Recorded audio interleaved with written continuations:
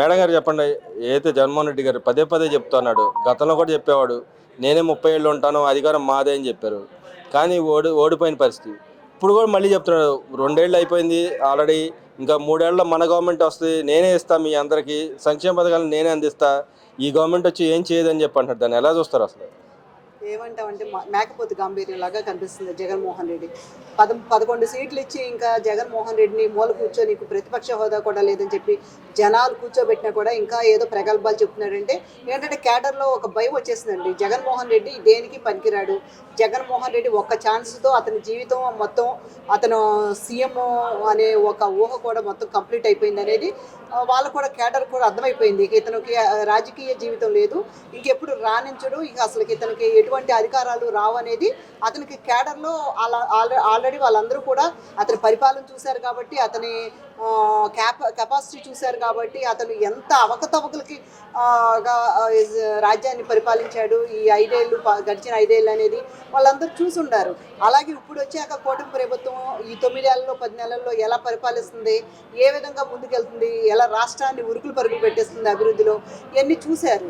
చూసి దానికి దీనికి తేడా వ్యత్యాసం గమనించిన తర్వాత జగన్మోహన్ రెడ్డి ఎందుకు పనికిరాడు, అసమర్థుడు అని వాళ్ళందరూ డిసైడ్ అయిపోయి వాళ్ళందరూ కూడా జెండా మారిపోవడానికి, తెలుగుదేశం జెండా కప్పుకోవడానికి సిద్ధంగా ఉన్నారు అని జగన్మోహన్ రెడ్డికి కూడా అర్థమైపోయి, జగన్మోహన్ రెడ్డి ఏదో ఒకటి తన కేడర్ని కాపాడుకోవాలి కాబట్టి, వాళ్ళలో ఏదో ఒక ఉత్సాహాన్ని నింపాలి కాబట్టి, మళ్ళీ నేను వస్తాను అనేది ఒక అబద్ధముని ఒక నిజం చేయాలనేలా వాళ్ళందరికీ చెప్పి వాళ్ళందరినీ కూడా ఏదో ఒక పదవులు ఇచ్చి వాళ్ళు కూర్చోబెట్టి, ఇంకా ఏదో వైఎస్ఆర్ పార్టీ ఇంకా ఉంది ఇక్కడ రాష్ట్రంలో అనే భ్రమని ఇంకా పెంచి పోషిస్తానికి ఇటువంటి మాటలు చెప్తున్నాడు. కానీ జగన్మోహన్ రెడ్డికి ఆల్రెడీ 2024లోనే జనాలు చర్మాంకం పెట్టి 11 సీట్లు ఇచ్చారంటే వైనాటు 164 అంటూ ఆగిన ఆ నోరు ఈ రోజున నాకు ప్రతిపక్ష హోదా ఇవ్వండి బాబు అని అడుగుకుంటున్నాడంటే ఆ చిన్న వ్యత్యాసం చాలండి. జనాలు ఎంత ఈసరించుకున్నారు, జగన్మోహన్ రెడ్డిని ఎంత అసహించుకున్నారు, అతని పరిపాలన అంటే ఎంత ఏహ్యంగా అసహ్యంగా మరి పక్కకు తోస్తారు జగన్మోహన్ రెడ్డిని అనేది ఇదొక్క ఉదాహరణ మాత్రం చాలు, ఇంకేం అక్కర్లేదు. అంటే ఆయన అంటున్నాడు మోసాలు చేయడానికి వచ్చాడు చంద్రబాబు నాయుడు. మహిళలకు ఇస్తాన పథకాలు ఏ పథకాలు ఇవ్వట్లేదు. నేను ఉంటే ఈ పార్టీకి అన్ని పథకాలు ఇచ్చేవాడిని. ఇంకో పక్క మోసం చేసి ఈవీఎంలు ట్యాంపర్ చేసి గెలిచారు. ఈ పార్టీ గెలిచింది ఈవీఎంలు బ్యాలెట్ పేపర్లు కూడా రిగ్గింగ్ చేసుకొని గెలిచారని చెప్పండి. నిజంగా నా పరిస్థితి జరిగిందంటారు రాష్ట్రంలో? జగన్మోహన్ రెడ్డికి ఏంటంటే మోసాలు చేయడం, దగా చేయడము, అడ్డొచ్చిన వాళ్ళని అడ్డు తప్పించుకోవడానికి హత్యలు చేయడం, ఇవన్నీ కూడా వెన్నతో పెట్టిన విద్య. జగన్మోహన్ రెడ్డి చేసినట్టే అందరూ చేస్తారనుకుని జగన్మోహన్ రెడ్డి ఏదైతే చెప్పాలనుకుంటున్నాడో, ఏదైతే చేస్తున్నాడో దాన్ని ఎదుటి వాళ్ళకి ఆపాదించేసి అదే పదే పదే చెప్పడం ద్వారా ఇంకా ఏదో ఒక రకంగా క్యాడర్ని నమ్మించాలని చూస్తున్నాడు. కానీ వాళ్ళు ఎవరు కూడా నమ్మడానికి సిద్ధంగా లేడు. జగన్మోహన్ రెడ్డి మాటలు అసలు అబద్ధాల పుట్ట అనేది జగన్మోహన్ రెడ్డి గత 5 ఏళ్ళు సాక్షిలో రోజు అబద్ధాలని నూర్చి బాగా కాసి వడపోసి 5 ఏళ్ళు ఏ విధంగా సాక్షిలో మరి ఏ విధంగా అయితే ఫండ్స్ కూడా అసలుకి కోట్లు ఫండ్స్ కూడా గవర్నమెంట్ నుంచి యాడ్ల రూపాయలు కాదు సాక్షిలో అన్ని రిలీజ్ చేసుకుని ఏ విధంగా అబద్ధాలు చెప్పాడు అవన్నీ కూడా చూసాం కదండి. ఇవాళ జగన్మోహన్ రెడ్డి చెప్పే నిజాలకు కాదు కదా, అబద్ధాలకి కాడ ఎటువంటి అసలు ఆధారం లేదు. ఇవాళ ఎన్ని అబద్ధాలు చెప్పి, ఎన్ని అబోధ కల్పనలు చెప్పి, అందులో నారా చంద్రబాబు నాయుడు గారు లాంటి నిజాయితీపరుడు, నిక్కచ్చైన నాయకుడు, నిక్కచ్చైన పరిపాలనా దక్షత కలిగిన విజనరీ నాయకుడు అటువంటి చంద్రబాబు నాయుడు గారి మీద చెప్పడానికి ఏదో ఆకాశం మీద ఉమ్మేసినట్టుగా జగన్మోహన్ రెడ్డి ఏదో చెప్పుకుంటున్నాడు. కానీ ఆయన నెత్తి మీదే మొహాన ఉమ్ము పడుతుంది అనేది ఇంకా అర్థం చేసుకోవట్లేదు.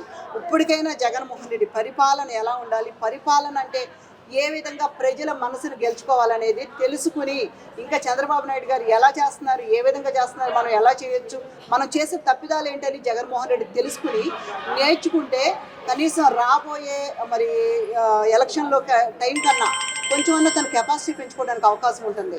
కనీసం జనాలకు ఏదైనా చెప్పడానికి, నిజాయితీగా ఏదైనా మాట్లాడడానికన్నా ఒక సోర్స్ దొరుకుతుంది. అంతేగాని చంద్రబాబు నాయుడు గారి మీద నువ్వు 5 ఏళ్ళు అబద్ధాలు వండి వాచినట్టే మళ్ళీ కొత్తగా ఏదో మళ్ళీ అదే అబద్ధాలని మళ్ళీ జనాల్లో ప్రస్తావించాలంటే జనాలు ఏమీ చేతకాకుండా కూర్చోలేదు. నీకు 11 సీట్లు ఇచ్చింది కూడా అదేనని తెలుసుకో జగన్మోహన్ రెడ్డి. మళ్ళీ జనాలు ఎవరో కూడా నీ చేతుల్లో మోసపోతానికి అయితే సిద్ధంగా లేరు. ఈ రోజున కూటమి పరిపాలన చాలా బ్రహ్మాండంగా ఉంది.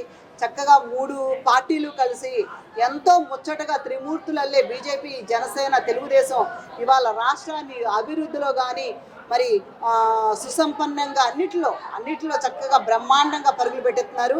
ఇవాళ జనాలందరూ సంతృప్తితో ఉన్నారు. అలాగే పథకాలు రాలేదని ఏది చంద్రబాబు గారు ఏదో పథకాలు ఇవ్వట్లేదు, మోసం చేశాడు లేరు మహిళలు అంటూ కారుకోతలకు వస్తున్న జగన్మోహన్ రెడ్డి, నువ్వు 5 ఏళ్ళు పరిపాలించావు. ఆ 5 ఏళ్లలో ఎంతమంది మహిళలు మరి కిడ్నాప్లు గురయ్యారు, ఎంతమంది మాన ప్రాణాలు కోల్పోయారు, ఎంతమంది మరి నీ కళ్ళ ముందే మరి నీకు సరౌండింగ్స్లోనే మరి ఈ మానభంగం చేసి చంపేస్తే దిక్కుమొక్కు లేకుండా ఒక పోలీసు ఉండాడా, ఒక చట్టం ఉందా అనేది కూడా తెలియకుండా మహిళల్ని ఏ విధంగా వేధించావో నువ్వు కూడా మాట్లాడతావా జగన్మోహన్ రెడ్డి? నిజంగా మహిళల గురించి నువ్వు మాట్లాడటానికి కూడా నీకు అర్హత లేదు. తెలుగుదేశం ప్రభుత్వం మహిళా పక్షపాతి. తెలుగుదేశం ప్రభుత్వం ఉండగా ప్రతి మహిళ కూడా తనకి సమన్యాయం నిజంగా తనకి కావాల్సిన అన్ని వనరులు కూడా తెలుగుదేశం ప్రభుత్వం ఇస్తుందని గుండెల మీద చేసుకుని చెప్పడానికి సిద్ధంగా ఉన్నారు. ఇవాళ అట్లాగే బస్సు ఫ్రీ బస్సు అన్నారు, చంద్రబాబు నాయుడు గారు అది ఇస్తారు. అలాగే అమ్మకు ఒడి, పిల్లలకి స్కూల్కి వెళ్ళడానికి 15,000 ప్రతి పిల్లకి ఇంట్లో ఎంతమంది ఉంటే అంతమందికి ఇవ్వడానికి చంద్రబాబు నాయుడు గారు అన్ని సిద్ధం చేశారు. అలాగే ప్రతి మహిళకి 1,500 పింఛన్ కూడా ప్రతి మహిళకి 18 ఏళ్ళు దాటిన తర్వాత వాళ్ళకైతే ఎవరికైతే చదువులు నిరుద్యోగంలో ఉన్నారో వాళ్ళందరికీ కూడా చంద్రబాబు నాయుడు గారు 1,500 ఇవ్వడానికి సిద్ధం చేస్తున్నారు. మరి రేపు ఉగాది నాటికి ఇవన్నీ కూడా అమల్లోకి వచ్చేస్తాయి. ఇంకా చాలా దగ్గరగా ఇంకా ఏదైతే పథకాలు ఉన్నాయో సంవత్సరంలోపు తను అనుకున్న ప్రతి హామీని కూడా చంద్రబాబు నెరవేర్చుకోవడానికి సిద్ధంగా ఉన్నారు. ఆయన మీద ప్రతి ప్రజలకి ఎంతో నమ్మకం ఉంది. ముఖ్యంగా మహిళలుగా ఒక అక్కమ్మలు చెల్లెమ్మలుగా మా అందరికీ కూడా చంద్రబాబు నాయుడు గారు అచంచలమైన విశ్వాసం ఉంది.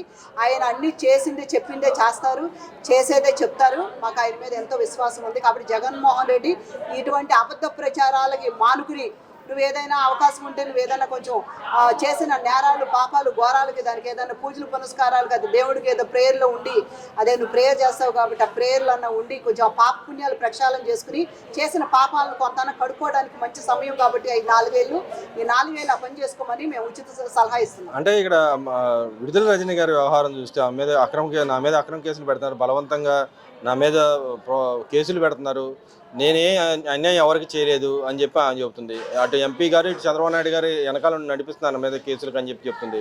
కానీ ఎవరైతే వల్ల నష్టపోయి ఉన్నారో వాళ్ళందరూ కేసు 1 by 1 కేసు పెడతాం. రజనీ మరి సైబర్ ఒకప్పుడు హైదరాబాద్ లో నేను నాటిన మొక్క చంద్రబాబు నాయుడు గారు అంటూ ఎంతో మరి ప్రసంగించి చంద్రబాబు నాయుడు గారు తెలుగుదేశంలోకి వచ్చి అక్కడ ఒక మొక్క అక్కడ ఇతరం మొక్క మొలకొచ్చి పెరిగే దశలో ఉండపలంగా సడన్ గా పెరిగిపోదామని జగన్మోహన్ రెడ్డి పంచం చేరి మంత్రి అయిపోయి సడన్ గా పెరిగిపోయింది. ఒక తాడి చెట్టు పెరిగినట్టు పెరిగింది. ఇవాళ ఆ తాడి చెట్టు భారం తనే మొయలేకపోతుంది. ఇవాళ ఏంటంటే తను చేసిన అక్రమాలు, తను చేసిన దందాలు ఇవన్నీ బయటకు వచ్చి వాళ్ళ పోలీసులు కేసులు పెడుతుంటే వాళ్ళు ఏం చేయాలో తెలియక ఆ లావు శ్రీకృష్ణదేవరాయలు గారి మీద నోటికి వచ్చినట్టు కూసి ఆయన ఏదో ఈవిడ పర్సనల్ లైఫ్లో తొంగి చూడాలనుకుంటున్నాడు. అంటే ఈవిడేదో పెద్ద సూపర్ హీరోయిన్ కదా, మరి ఈవిడ శ్రీదేవి గారని, మరి ఈవిడ హీరోయిన్ శ్రీదేవి అని ఈవిడ పర్సనల్ లైఫ్లో కంటే తొంగి చూద్దాం అనుకున్నారంట. మరి ఇంకెవరూ లేరు కదా, మహిళలు లేరు కదా ఈ ఆంధ్రప్రదేశ్లో, ఇదో పెద్ద సూపర్ అందగత్తెని మరి దీని పర్సనల్ లైఫ్లో ఈవిడ కాల్ డైరీ అంతా డేటా అంతా తీపిచ్చేసి ఆయన ఈవిడ ఎవరెవరితో మాట్లాడుతుంది, ఏ చిరంజీవితో బాలకృష్ణతో మరి మాట్లాడుతున్నారు. ఈవిడ గారు హీరోయిన్ కదా, మరి అవన్నీ అంటే డేటా తీద్దామని అంటే పాపం కృష్ణదేవరాయలు గారు ఈవిడ పర్సనల్ లైఫ్లోకి ఎంటర్ అయ్యారంట. ఇటువంటి అవాకులు పేలి చివరికి విడుదల రజని ఏం చేసిందంటే శ్రీకృష్ణదేవరాయలు గారికి ఈ వ్యవహారం బాగా కాలి ఆయన డైరెక్ట్గా వెళ్ళి అక్కడ పార్లమెంటులో మొత్తం వైఎస్ఆర్ పార్టీ గాలి మొత్తం తుస్సున టైర్లో గాలి పంచర్ తీసినట్టు పంచరే వేసేసాడు ఏకంగా. ఇప్పుడు జగన్మోహన్ రెడ్డికి తగులుకుంది ఈ మహావృక్షం మొక్క చేసిన పని. ఇప్పుడు జగన్మోహన్ రెడ్డి ఆ నాయకుడు జగన్మోహన్ రెడ్డి గారికి తగులుకుంది, ఎక్కడో ఎక్కడో తగిలినట్టుగా. ఇప్పుడు మరి చూశారు కదా మొన్న శ్రీకృష్ణదేవరాయలు పార్లమెంట్లో ఏం మాట్లాడారు.